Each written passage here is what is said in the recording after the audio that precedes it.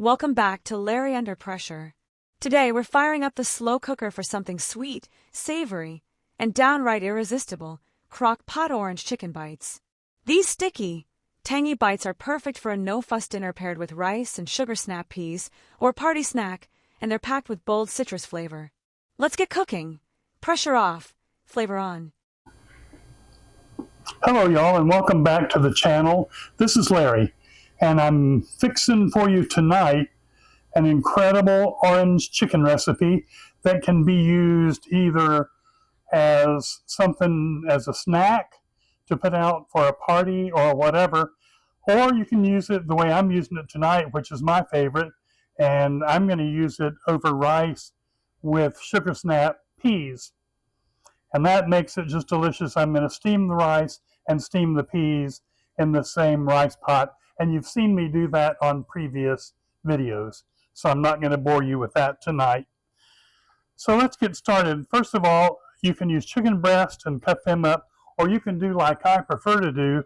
I'm using chicken tenders or chicken fingers because you can buy those at the grocery store. In fact, most of you know I usually shop at the neighborhood market, the Walmart neighborhood market. I'm here in Birmingham, Alabama, and they're all over the place, so I shop there. And these are very, very tender, very easy to use, and actually about $1 a pound less than boneless, skinless chicken breast. I don't understand why, but they are. So let's use those, and I'm going to cut those up, and we're going to put them in this pot for right now. And then we're going to do something else with them. So let me finish cutting those up. It won't take but a minute because I'm not using very many. I'm not making a huge pot of this. You can make several pounds. I'm using about a pound of chicken. Normally, if I were fixing it for a family or for a party or for several people, I usually use a couple or maybe 3 pounds of chicken, but I just don't need that much this time. So let's cut those up, put them in there, get all the chicken in the pot. And then we're going to do something that's very important because this chicken is going to be fried before we put it in the crock pot. And in this case, I'm using the Instant Pot Superior cooker, which is, you can fry with it or saute, and it's also a slow cooker, and it does 3 or 4 different things. It's a great pot, and I use it a lot. And I'll leave a link to it in the information below. Right now they're on sale for $79 on Amazon, and that's a deal because they're real good. Okay, let's take these and mix them well in the cornstarch. And the reason I'm using that and using the cornstarch is because it makes them real crispy. Then we're going to put these in the Superior cooker and on saute and brown them. We're going to just brown them. We don't want them cooked. We don't want fried chicken. We're going to brown them, and then we're going to add the rest of the ingredients to the Superior cooker and start them on the slow cook. So I'll be back in just a minute. There's a top view of the Superior cooker.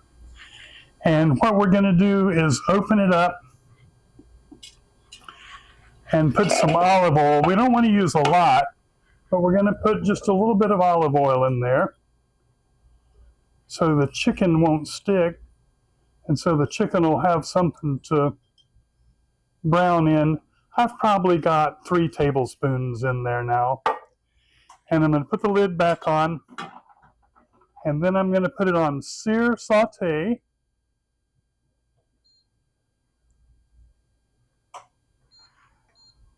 And start it, and we're going to wait for just a minute for it to heat up, and then we're going to put the chicken in there. This pot's ready to sear these or to saute them because all of a sudden the display said hot, and now it's on for 45 minutes, and we won't need anywhere near that. because we're just sauteing. By the way, before I forget to tell you, you don't have to use this pot. You can fry this chicken in a frying pan on the stove or wherever you want to.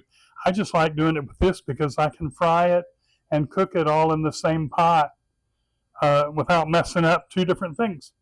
And besides, when I'm through frying it, I can just add the remainder of my ingredients and cook it right in here with no muss, no fuss, and it just is easy. I guess it might be lazy, but seems to me like it makes sense. So that's what I do. Let me get these all in here, and we're going to brown them. Remember, we're just going to brown them and get them a little bit crispy. We don't care about them being cooked through. They don't need to be. They're going to be cooked for 3 hours in the slow cooker, so there's not a chance of them being too raw or unsafe. Get a spoon that I can stir those with, and we're going to let them heat up for a few minutes, and then I'll be right back and we'll stir them and see what they look like. We've had those sauteing now for about 5 minutes. Let's go ahead and stir them around so they get good exposure. They're beginning to brown a little bit on that first side. So let's see if we can get them mixed up and kind of turned over on the other side. And while these continue to brown, we're going to mix up our sauce that's going to be what we cook these in. And it's really a good sauce, has an incredible flavor, and will end up making these just some of the best things you've ever eaten. Okay, let's go ahead and start mixing up our sauce. While that's cooking, the first thing we're going to do is add our soy sauce. And we're going to use about 1/2 to 3/4 of a cup of soy. That's our main and basic ingredient. I don't know if I shook that. I think I did.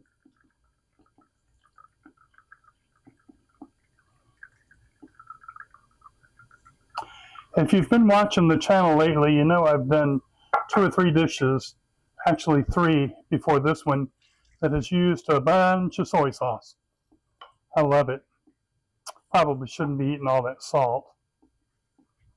The next thing we're going to add is orange marmalade, one of my favorite things on earth. And I've got a jar, and I like the Smuckers sweet orange marmalade. It's the best and seems to have the most pieces of orange peel in it of all of them. So that's what I use. And I'm going to use 1/2 to 2/3 of this jar. I'm going to use a good 2/3 of it, so we have a real good orange flavor in there to go along with the soy. And the next thing we're going to use is sesame oil. And you've heard me, particularly in the last week or two, caution with sesame oil.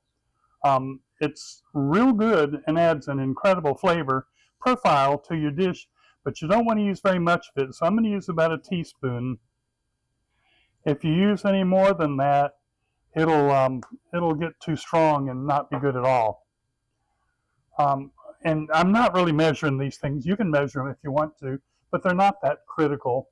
Next thing I'm going to use is some minced garlic, and I use it right out of the jar. Just make it easy on yourself. And we need about a teaspoon of it. And there you can use fresh garlic. You can use any kind you want. Garlic powder, or however, or none at all. Next thing I'm going to use is about a teaspoonful of pepper flakes. They add a zip to it.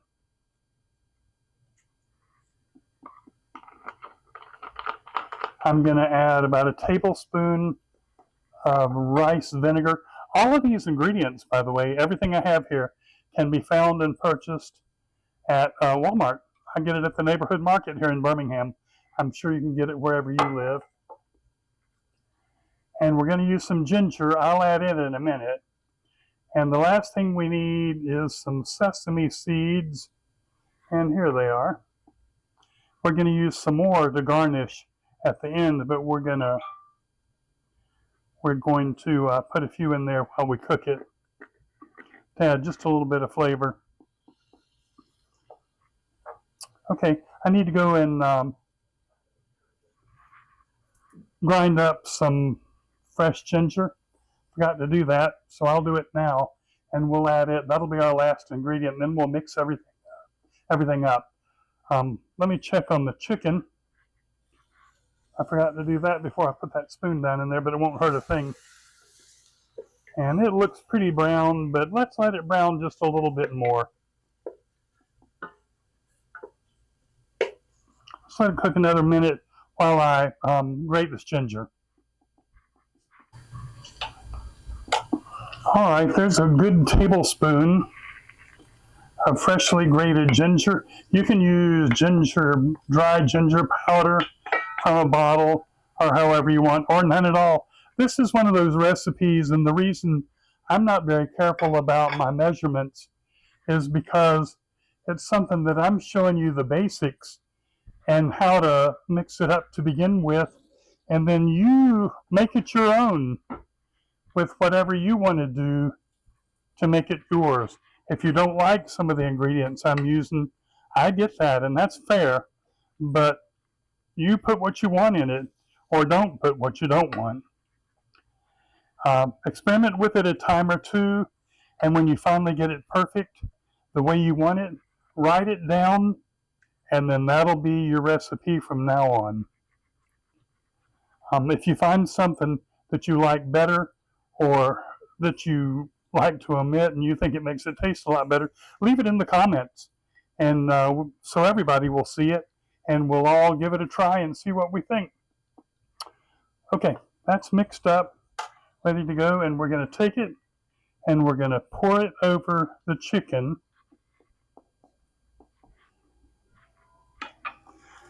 The chicken is still on sear sauté, but we're fixing to put it down to slow cook. There's our delicious sauce we just put in there.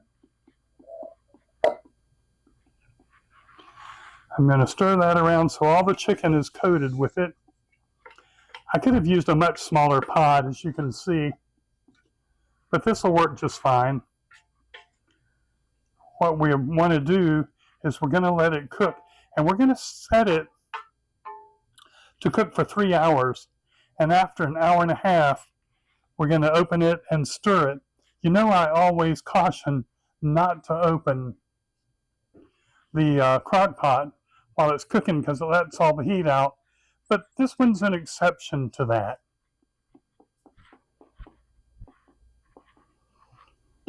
Okay, there's the lid. I like this too. It has a clear lid. You can see what's going on with it all the time. Instant Pot has some incredible appliances. Okay, let's put it to slow cook.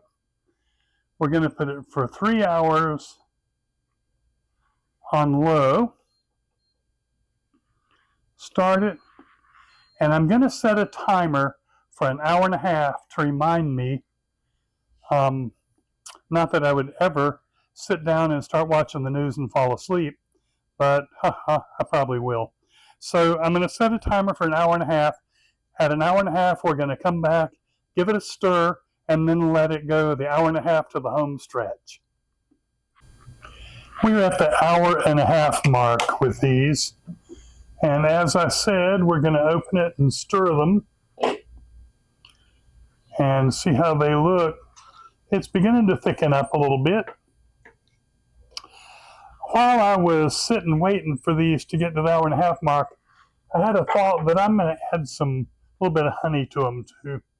I love a little bit of sweetness that the honey gives them.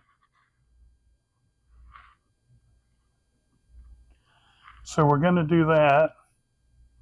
Not a lot, probably about a tablespoonful.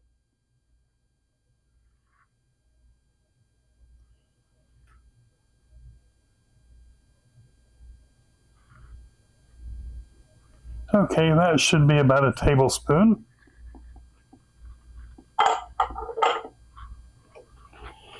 And we're going to stir those.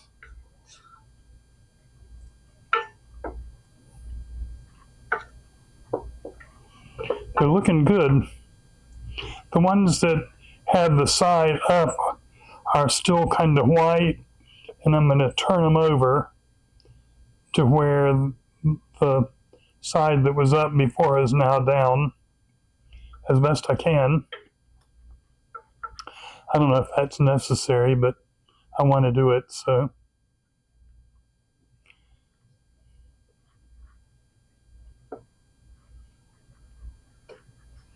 That ginger smells good.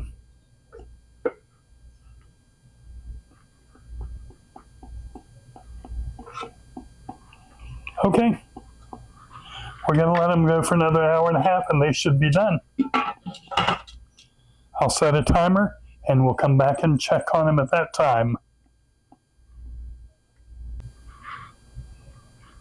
We've been cooking these for 3 hours now and they smell really good and they look really good and they finally thickened up. I guess we could put a little cornstarch in there and thicken them up just a little bit more. But what I'm going to do is I'm going to turn them to sear sauté and let them boil for just a minute and boil off a little bit of that moisture, and then we'll check them again because I'd like them just a tiny bit thicker. It's been boiling now for about 5 minutes. That's another good thing about this pot. Anytime you want to, you can move it from slow cook to boiling to anything you want. It's such a versatile appliance. I think they're done. They look great, and they've certainly been cooking long enough. I'm going to wait for just another minute or two. The rice is almost done. As a matter of fact, the rice cooker just cut over. So I'm going to fix a plate with some rice and some of those sugar snap peas, and we'll plate it up and give it a taste. I'll be back then. There it is. Doesn't it look delicious? Let me try. I've sprinkled it with a little of the sesame seeds too to give it a better look. Oh, that chicken's so tender. It's very, very good. Try some of the rice with it.